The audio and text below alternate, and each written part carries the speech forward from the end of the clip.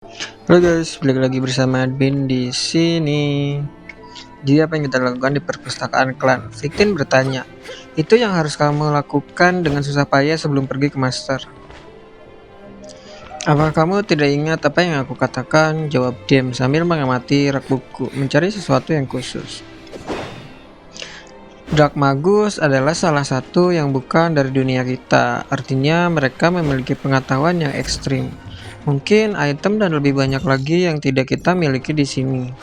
Dunia ini adalah tentang memberi dan menerima dan menilai dari bagaimana dia beraksi. Dia juga salah satu yang percaya pada konsep ini. Jika kita memberinya beberapa hal, maka yakin ada hal-hal yang bisa kita dapatkan sebagai imbalan darinya. Sangat mungkin dia adalah orang yang dapat mengubah seluruh klan kita selamanya. Dan status quo yang telah ada selama ini, waktu yang lama akhirnya akan pecah. Saat itu, dia menemukan apa yang dia cari dan mengeluarkan sebuah buku. Kamu tidak mungkin serius, kata Kik sambil melihat sekeliling. Itu salah satu teknik klan kami. Kami tidak boleh diperbolehkan mengajarkan hal itu kepada orang luar. Jika seseorang mengetahui perbuatanmu, kamu bisa dieksekusi. Kenakan dirimu, kata Dem. Pikirkan gambaran besarnya. Pikirkan apa yang bisa kita dapatkan sebagai imbalan darinya. Dark Magus akan menjadi penolong terbesar kita dan awal dari perubahan di dunia kita. Sebuah portal terbuka di tengah hutan, dan yang keluar dari sana adalah Rage, yang berhasil kembali dengan selamat. Dia menoleh untuk melihat ke belakang memastikan portal itu tertutup, karena hal terakhir yang dia inginkan adalah makhluk-makhluk itu mengejarnya. Bukan itu yang kuharapkan pada tamasya pertamaku, pikir Rage. Pokoknya sudah jelas sekarang, formasi yang aku tahu untuk membuka portal di Alterian bekerja secara berbeda di sini. Jika aku tidak berhati-hati dan mulai melakukan perjalanan ke dimensi lain, aku dapat menempatkan diriku dalam posisi berbahaya, terutama jika aku bertemu dengan makhluk yang kuat. Sedikit rasa kesemutan di sekitar dadanya tempat pedang itu mengenainya. Terasa, baiklah apa sih yang lebih berbahaya tapi tidak semuanya buruk. Rage masih mengenakan pakaian anak-anak kuil. Itu adalah bahan kain sederhana berwarna coklat kotor dengan pita di pinggangnya. Yang berguna adalah di dalamnya ada kantong kosong. Itu dirancang sedemikian rupa untuk mencegah barang jatuh dengan mudah. Meskipun itu terlihat agak aneh ketika seseorang mengambil sesuatu, seseorang mungkin takut mengeluarkan sesuatu yang tidak pantas, yang menurut dunianya dapat mengakibatkan hukuman penjara yang lama. Di tangannya ada kristal kecil yang diperolehnya. Akhirnya dengan ini, aku bisa meningkatkan kekuatan inti mana. Itu tidak akan cukup bagiku untuk mencapai tahap kedua, bahkan jika aku menyerap kesembilannya. Rage mulai memikirkan penggunaan terbaik untuk kristal ini, mengingat betapa berbahayanya memasuki portal untuk pertama kalinya. Dia tidak ingin segera kembali. Aku perlu menyimpan satu kristal untuk membuka portal lagi untuk berjaga-jaga. Akan lebih baik jika membuat ramuan mana dengan salah satu dari ini juga. Jadi aku tidak akan mengalami situasi yang sama lagi. Dan kurasa aku memerlukan kalau aku ingin membuat lebih banyak item. Saat ini aku hanya memiliki atribut gelap. Ini hanya kristal biasa, jadi itu tidak akan membantuku mendapatkan afinitas dengan atribut lain. Aku mungkin harus mengandalkan item peningkat untuk sementara waktu dan menghadapi kutukannya. Langit malam masih tersisa, tapi Rex berpikir yang terbaik adalah menyerap kristal di sana. Dia duduk, meletakkan kristal di depannya dan menutup matanya. Energi berputar-putar di udara dan energi gelap keluar dari tubuhnya. Itu berputar di sekitar 5 kristal, menyebarkannya melayang. Mereka terangkat oleh energi terkendali di udara. Saat energi gelap menyelimuti setiap kristal, ia mulai bersinar, menjalin hubungan dengan inti di hati Rage. Bagian luar inti mana berputar dengan cepat, dan energi mulai memecah kristal. Mereka berubah menjadi partikel debu yang menyerupai kilauan. Partikel-partikel tersebut tertarik ke arah Rage dan cahaya lembut terpancar dari tubuhnya.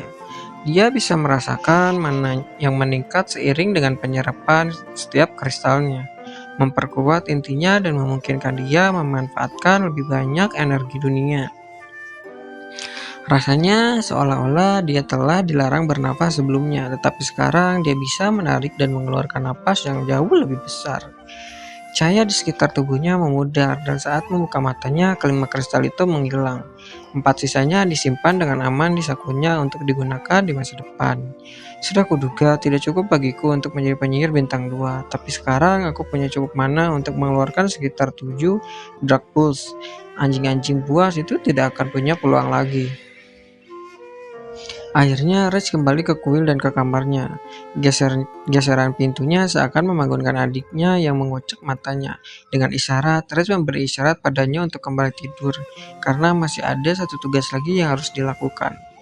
Aku tidak bisa menyimpan kristal-kristal ini di sakuku. Kami mengganti pakaian kami setiap hari, dan bahan pakaian ini rapuh. Separuh celana yang aku terima berlubang, sehingga kristal bisa jatuh kapan saja.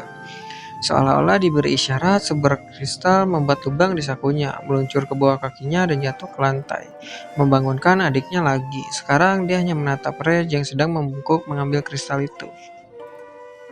Membengkuk di tempatnya, dia berharap suara itu bisa menidurkannya kembali. Sebaliknya, mata mereka saling bertatapan. Hai, mungkin dia bahkan tidak akan mengenali kristal-kristal ini. Mungkin itu bukan sesuatu yang diketahui orang pada umumnya. Reg merenung sambil tersenyum penuh harapan. Namun Safa menunjuk langsung ke kristal yang tersebar, mulut dan matanya membelaka keheranan, seolah-olah seseorang telah menyatukan harta karun di kamar mereka. Satu-satunya hikmah adalah sikap diamnya, jika tidak orang lain mungkin akan bergegas masuk. Rage dengan cepat mengumpulkan kristal dan pindah ke tempat tidur mendekatinya. Lihat ini, bisik Rage rada agresif. Aku benar-benar baik padamu, jauh lebih baik dari yang pernah kubayangkan. Jadi kamu perlu membantuku dan tidak memberitahu siapapun tentang hal ini, oke? Safa langsung mengangguk, cukup panik mendengarnya. Sejak kejadian itu, dia mendapati tatapan kakaknya mengancam. Meskipun dia adalah seorang anak laki-laki yang lemah saat tumbuh dewasa, dia belum pernah melihat raut wajah ini sebelumnya. Baiklah, kata Ray sambil mengangkat sebagian kasur dan meletakkan kristal itu di bawahnya sebelum meletakkan kasur kembali. Tak seorang pun boleh mencari tahu tentang ini, apapun yang terjadi, dan jika mereka hilang, aku akan tahu itu kamu, mengerti? Safa dengan panik menganggukkan kepalanya sekali lagi. Setelah selesai, Raj melepaskan tangannya dan duduk di lantai untuk istirahat malam nyenyak. Satu-satunya orang yang menemukan kristalnya adalah seorang bisu, saudara perempuannya. Jadi bisa dibilang dia beruntung. Tapi dilihat dari reaksi Safa, kristal-kristal itu juga merupakan masalah besar di dunia Vagna. Untuk Safa, dia berbalik menghadap Inding sambil menarik selimut rapat-rapat. Dia mengalami konflik, terkadang dia tampak jauh dan kejam, namun ada saat-saat dia merasakan cinta terpancar darinya. Misalnya, Safa sedang tidur di tempat tidur sementara Ray beristirahat di lantai, dan nasihatnya sebelum berangkat di malam hari meninggalkan dampak. Aneh sekali kakaknya, batin Safa sambil tersenyum tipis. Meskipun tatapannya mengancam dan kata-katanya kasar, mengapa dia merasa aman berada di dekatnya? Bangun adalah perjuangan bagi Rage. Dia menghabiskan setengah malam di dimensi lain, jadi dia hanya tidur beberapa jam. Sudah waktunya untuk mengerjakan tugas mereka, tapi Ray tertidur lelap. Safa yang tidak bisa memanggil namanya memikirkan bagaimana cara membangunkan kakaknya. Apalagi dia tidak diperbolehkan menyentuhnya. Pada akhirnya dia memutuskan untuk membiarkannya. Namun ini tidak cocok dengan yang lainnya. Beberapa menit kemudian pintu terbuka. Seorang pemuda berseragam merah Sony masuk untuk mengunjunginya lagi. Jadi ini anak pemalas ya. Begini Safa, kalau kamu tidak bisa meneriakkan namanya, kamu hanya perlu menggoyangkan sedikit, saran Sony. Saat dia bergerak maju, Safa meraih tangannya sambil menggelengkan kepalanya. Ada apa? Ayolah, dia tidak akan menggigit. Sony meyakinkannya dengan lembut menjauhkan tangannya dan mendekati Rage. Hei bangunlah kepala pemalas, kata Sony sambil menyentuh sisi tubuh Rage dan menggoyangkan. Seketika mata Rage terbuka dan dia bangkit. Jangan sentuh aku, Rage berteriak cukup keras hingga anak-anak lain di ruangan sebelahnya bisa mendengarnya. Hei santai saja, Rage, ini aku, kata Sony sambil mengangkat tangannya dengan sikap tidak mengancam. Maaf, aku seharusnya tahu lebih baik setelah apa yang terjadi padamu. Tangan Rage ada di belakang punggungnya. Dia telah mengumpulkan sihir hitam, siap menggunakannya jika seseorang terlalu dekat. Tapi dia dengan cepat menghilangkannya sebelum ada yang menyadarinya. Sial, apa yang akan terjadi jika aku menyerangnya? Itu akan menjadi berita buruk. Maafkan aku, Rage minta maaf sambil menyentuh kepalanya. Belum lama ini, Sony mengamati Rage. Dia ingat keadaannya saat pertama kali mereka menemukannya. Wajar jika orang seusianya bereaksi seperti ini, tapi asumsi Sony salah. Itu tidak ada hubungannya dengan kejadian itu. Aku tidak tahu apakah ini saat yang tepat atau tidak, tapi ketua klan kami ingin berbicara denganmu. Menurutku ini tentang kematian orang tuamu. Melihat ke belakangnya, Riz melirik ke arah kuil besar yang terletak di atas bukit. Dia terengah-engah saat dia terus menuruni tangga.